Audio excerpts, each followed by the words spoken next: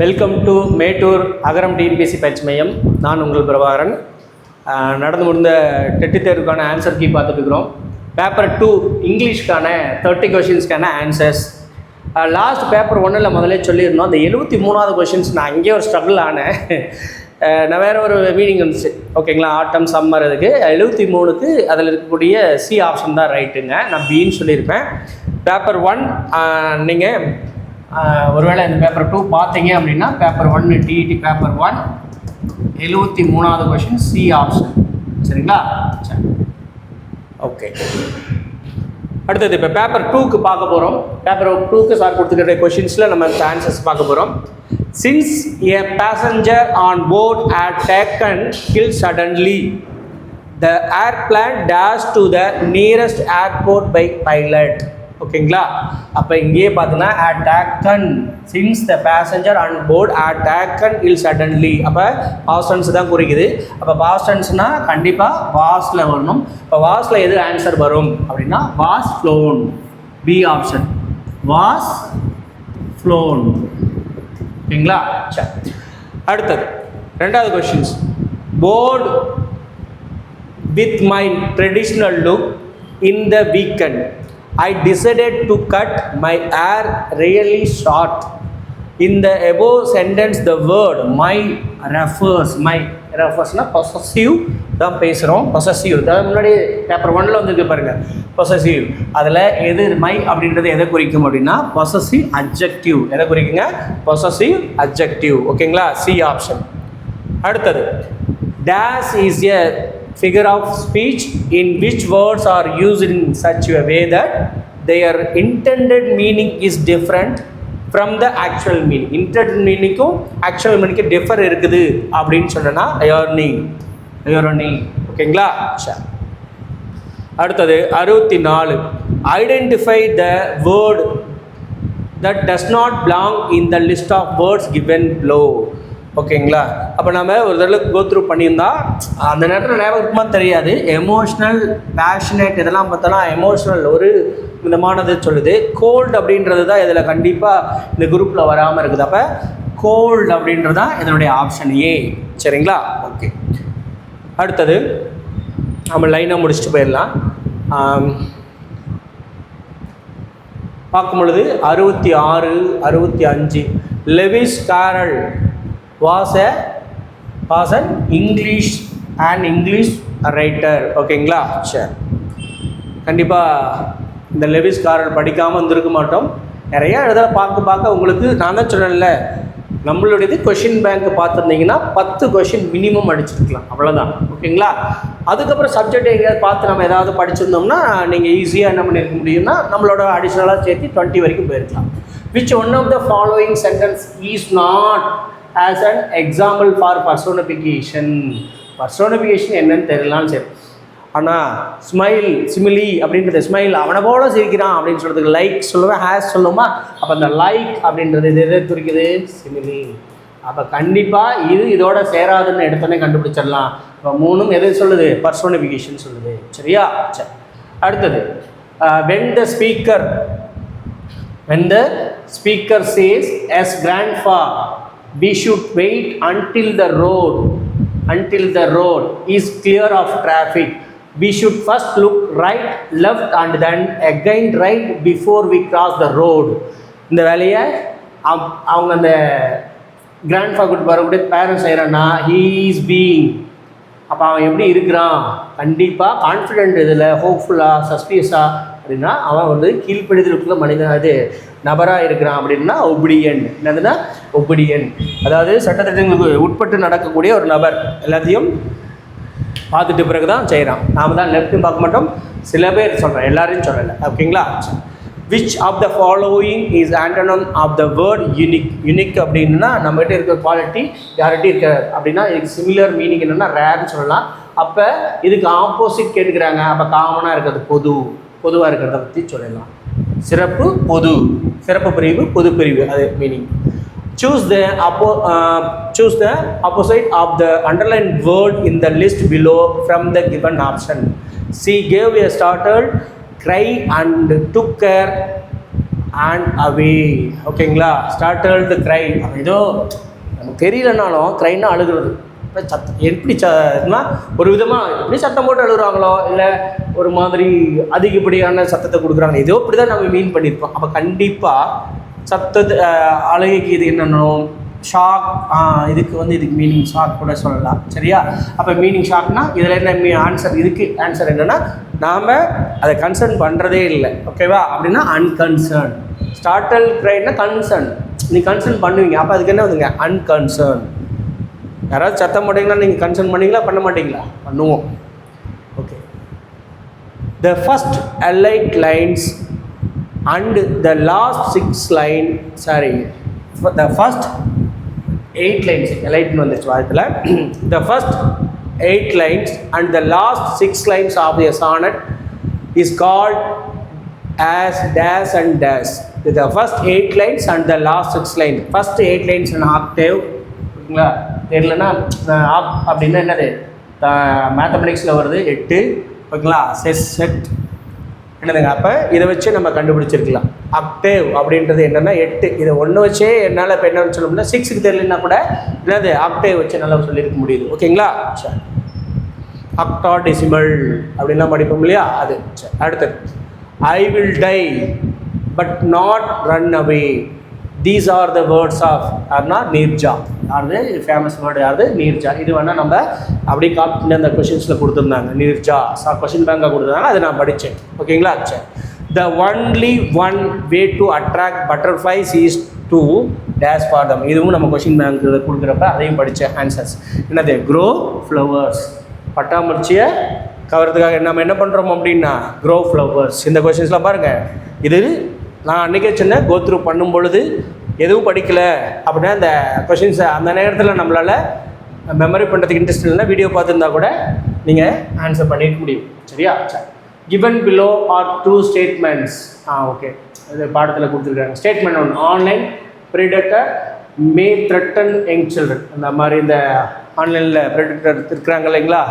தனமாக நம்மளே நிறையா அமௌண்ட்டு அது இதுன்னு மற்ற விஷயங்கள் பண்ணுறாங்க இல்லைங்களா? அவங்க மே த்ரெட்டன் யங் சில்ட்ரன். கண்டிப்பாக சரிதான். Strangers May use your phone and misuse your information with your knowledge. நம்மளோட நாலேஜில் விடுமா? கண்டிப்பாக கிடையாது. அப்போ ஃபஸ்ட் ஒன் ரைட்டு, ரெண்டாவது ஒன்று தப்பு. சரிங்களா? Statement 1 is correct. எங்கே இருக்குது? இங்கே. But statement 2 is incorrect. C option. சரிங்களா? ஓகே. அடுத்தது which of the following poets has the distinctions of being awarded that the poet laureate chain? இது யாருக்கு அப்படின்னா எட்கர் ஆல்பர்ட் கெஸ்ட்டுக்கு வரும். இல்லைச்சுங்களா? லாரெட் மிச்சிகன்றது யார் சொல்லுவாங்கன்னா எட்கர் ஆல்பர்ட் கெஸ்ட்டுக்கு சொல்லுவாங்க. சரியா? ஓகே. இதெல்லாம் மிஸ் பண்ணியிருக்க மாட்டீங்க. அடுத்தது சிகுரன் Srivastav is an Indian author of days origin. ஆனால் இந்தியன் ஆத்தர் எந்த ஆரிஜன்லேருந்து வராரு அப்படின்னா ஜெர்மன். எந்த ஆரிஜன்? ஜெர்மன். ஓகேங்களா? சரி. அடுத்தது 76 பார்க்கலாமா? Days is an award winning world life and conservation film maker. யார் அப்படின்னா சேகர் தத்தாத்ரி. இதை கூட நான் அப்போ ப்ரொனன்சியேஷன் பண்ணுறது அப்படியே பார்த்துட்டு இருந்தேன். இந்த கொஷின்ஸ் அவங்க அந்த கொஷின் பேங்கில் கொடுத்துருந்தாங்க, நான் படித்தேன், டிக்டேட் பண்ணேன். சரிங்களா? சரி. அடுத்தது my reminiscences was written by. யார் எழுதுனா அப்படின்னா நம்மளுடைய ரவீந்திரநாத் தாகூர். ஓகேங்களா? சரி. அடுத்தது after his father's death his brothers demanded to split the wealth. ஓகேங்களா? அப்போ டிமாண்ட் பண்ணுறாரு. ஓகேங்களா? டு ஸ்பில்ட் த வெல்த், அவங்களுடைய சொத்துக்களை பிரிச்சுக்கிறது. இந்த ஹெபோ சென்டென்ஸ் டிமாண்டட் என்ன சொல்லுது? கண்டிப்பாக ரெக்வஸ்ட்டாக பண்ணுறாரு? கண்டிப்பாக கிடையாது. அட்வைஸ் பண்ணுறாரா? இல்லை. சத்தம் போடுறாரா? இல்லை. ஆஸ் அத்தாரிட்டேட்டிவ், கண்டிப்பாக அவருக்கு அதிகாரத்துக்கு உரியதை கேட்குறாரு. அது அதிகாரத்துக்கு உட்பட்டதை அவருடைய பிரதர்கிட்ட சொல்கிறாங்க. சரி. அடுத்தது கிரப், ஃப்ளட்டர். நமக்கு ஓகே கிரேவ்லி இது சொல்ல முடியும். ஓகேங்களா? அட்வர்ப். அடுத்தது கிரப் அப்படின்னா நவுன், ஃப்ளட்டர் ஓகேங்களா, இது வேர்ப். ஓகேங்களா? சரி. கிரவ் அப்படின்னா என்னது? நவுன். ஏக்கு 2 ஒரே ஆப்ஷன் தான் இருக்குது. ஓகே. இப்போ பி 3 கரெக்டாக வேர்பு சரியாக தான் போட்டிருக்கிறோம். அப்போ கண்டிப்பாக இது அட்வர்பு. இப்போ D1 C 4 அட்ஜெக்டிவ் பொருள் அப்படின்னா அட்ஜெக்ட். இதெல்லாம் பாருங்கள், நம்ம அட்ஜெக்டிவ்னு சொல்லியிருக்கோம். இந்த இதெல்லாம் தனித்தனியாக நம்ம என்ன சொல்லி இது சொல்லியிருக்கிறோம், மீதி சொல்லியிருக்கிறோமான்னு தெரியல. சரிங்களா? அப்போ இதை வச்சுட்டு நம்ம என்ன பண்ணிக்கலாம், மேனேஜ் பண்ணிக்கலாம். ஒரு 2 தடவை ஒரு 15 நிமிஷம் நீங்கள் வச்சு 2xல தான் நிறைய பேர் பார்க்குறீங்க. அப்போ பார்த்துருந்தீங்களா கூட ஆன்சர் பண்ணிக்கலாம். ஓகேங்களா? சரி, அடுத்தது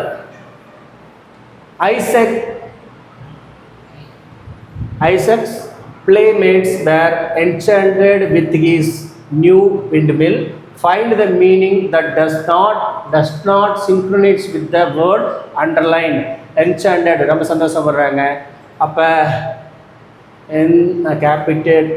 டிலைட்னா சந்தோஷப்படுறது. மோட்டிவேட்டட் அப்போ நோக்கம். அப்போ இதுதான் வந்து இது கூட ஆகலை. அப்போ ஆன்சர் என்ன? D option motivated. ஓகேங்களா? Option motivated. ஓகேங்களா? அடுத்தது find out the meaning of the underline idiom in the following sentence. ஓகேங்களா? he refused point blank அப்படின்னா bluntly. point blank அப்படின்னா bluntly. 82ங்க 82 questions. According to Edgar Albert Best, dash is part of his hours, his days and his years. என்னதுங்க அந்த poem உடையது தான் courage. சரிங்களா? போயம்னு சொல்லுது courage. ஓகேங்களா? அவருடைய எல்லாம் இருக்குது, அவர்ஸாகவும் டேவாகவும் ஹிஸ் என்ன இருக்குதுன்னா கரேஜ்.